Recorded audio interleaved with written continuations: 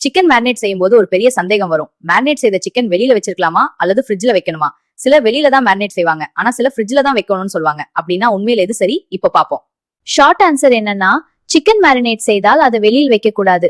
சிறந்த முறை என்றால் ஃப்ரிட்ஜ்ல வச்சு மேரினேட் செய்ய வேண்டும்.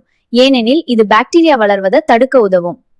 ரா சிக்கன் ரொம்ப விரைவா பாக்டீரியா வளரக்கூடிய உணவுகள்ல ஒன்று. அதனால் ரூம் டெம்பரேச்சர்ல நீண்ட நேரம் வச்சா பாக்டீரியா அதிகரிக்கும், ஃபுட் பாய்சனிங் ஏற்படும், சிக்கன் கெட்டு போகலாம். அதனால தான் ஃப்ரிட்ஜ்ல மேரினேட் செய்யறது பாதுகாப்பானது.